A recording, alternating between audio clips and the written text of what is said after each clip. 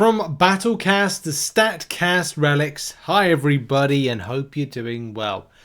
So Kabam have released a dev diary that I want to look at a bit more. I have my concerns about the acquisition method. I've got concerns about the future of, unit investments. And I've got obviously concerns how Kabam are going to allow access to them. But I am generally excited with what Kabam are doing differently with these and how they can be put out in more of a quicker succession. For context, they will be covering champions more on a, stat bonus level for attack and defense. And for context, I think this can be seen right here with this image here and this image there. So you get to choose per your champion of choice, which you can get a 7-star version. That's a whole kettle of fish we need to get into. You can see here, this is a cruelty buff, I think it is, and this is an armor buff. So these would be theoretically, once you get them, they amplify it. Like adding, I don't know, attack bonuses or defense bonuses. Well, I don't know if you can. I thought always these were meant on an offensive baseline rather than defensive. But these could be more for complementing 7 stars for, say, stat focus like here, where it's you choose a critical rating here for Hulk, and then what we can do is then add in some more critical rating in order to give him a larger amount of it.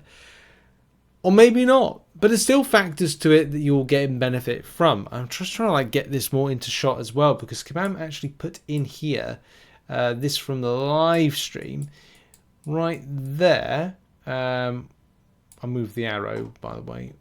You can see there is going to be some sort of ability improvement, striker, prowler, and then some other bits as well, and then champion abilities. Maybe they enhance other stuff, maybe they don't. Maybe this is all about just going, it is going to improve the status of the champion to give them more of cruelty, armor, blah blah blah blah blah. I kind of like that. So there is always some interesting elements to what they can offer. Also in the live stream was the showcase of the recommended champions, again going further, and all bindable champions, so you can get benefits from each individual class. So Kabam did actually do a little bit of a post. This was the dev diary right here, and there's stuff interesting. Kabam given justification, being too complex, too flexible for development. And there was examples given on the live stream about, something interacted with another champion and it made them too powerful. You remember the Storm Relic, where it got changed, didn't it? Because it was too powerful. And that ain't good, isn't it? When stuff's too powerful.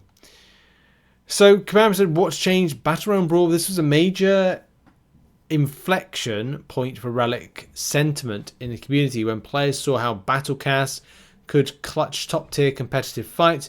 Players became more engaged with the system.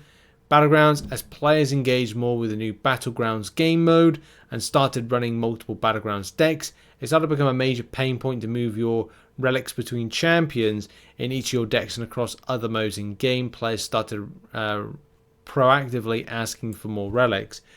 That's still an issue, isn't it? I hope I don't know if the stat focus ones or stat cast ones will form a new meta for just assigning them, because you're going to get a lot more.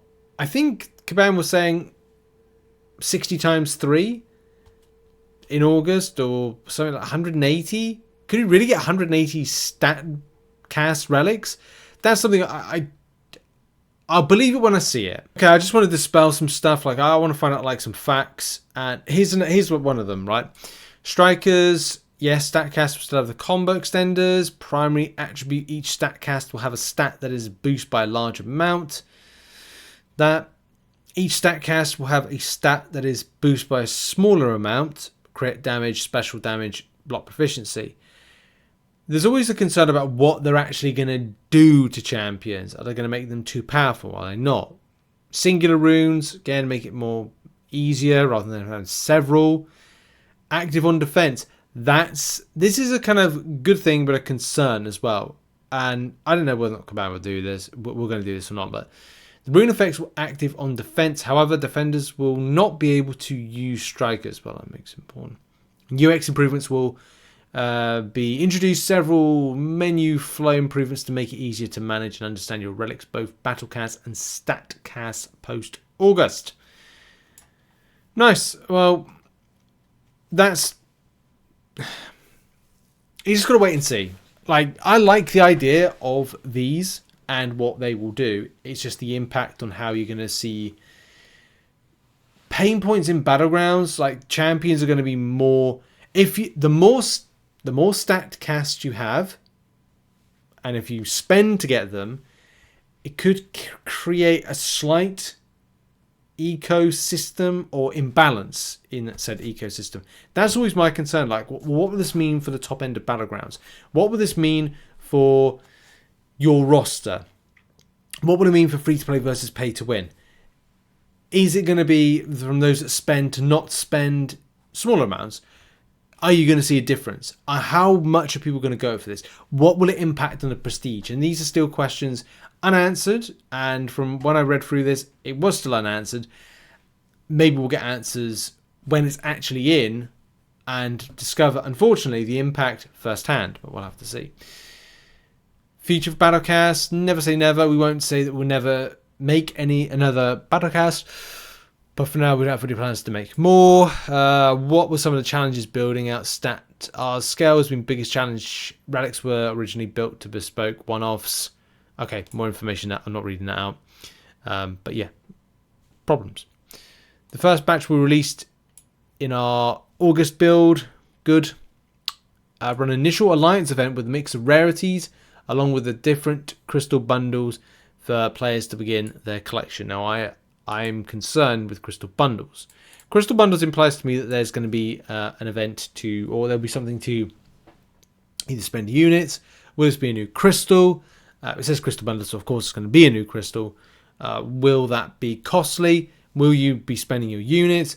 Will it be something you'll be focusing your Cyber Weekend deals on? A lot of questions still. There's going to be a lot of questions until this is released in August, but you can use some of your existing relic items in order to not relic items, but you cannot get the shards. It's just like it's a completely new form of shards that you'll have to collect. Isn't great. That I think is going to cost a bit of money, and they won't be added to existing pools. And yes, the resources can be used. 7-star relics I think is a revelation, because before it was like, well, you can only do 3 to 6. Now you do 5 to 7. But again, that probably has a kind of cost to it for the development cost and stuff like that. How many stat relics are we talking about? Our initial batch slated for that is whopping 60 unique StatCast relics per rarity. So it is 180 relics. It's just over, separate rarities. As a reminder, each StatCast relic will have a primary attribute and secondary. There will be 2 primary relics per class. Okay, and we have even more slated for subsequent builds. So there's a lot to be ecstatic about.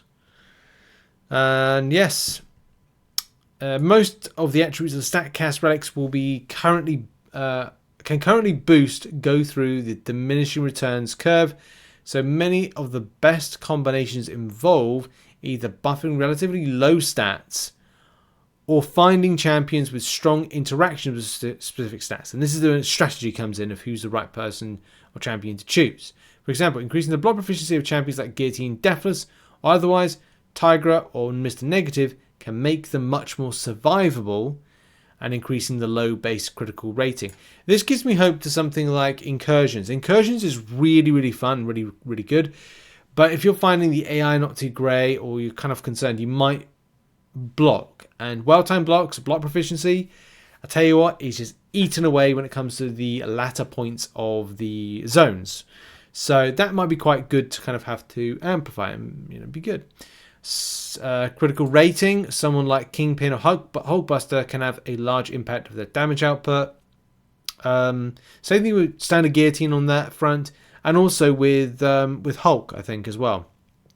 Further, Lady Deathstrike gets additional damage from increasing her armor rating, and champions like Jack-O-Lantern, Shuri, and Guardian all scale damaging effects for their critical damage rating. So that, yeah, but it's good. So there will be good things. It's the impact for me. I just want to find out what this impact is. Like Battlegrounds, defensive-based champions, attacking, of course, it's going to be great, but it's the defense, it's the ecosystem around acquiring. Is this going to be a very spendy element to grab? Is this going to be something that will separate out those that spend that don't? And will people be going mad for these new StatCast relics based on prestige and other types of things as well? And Alliance Wars, you forget, could this cause an issue there?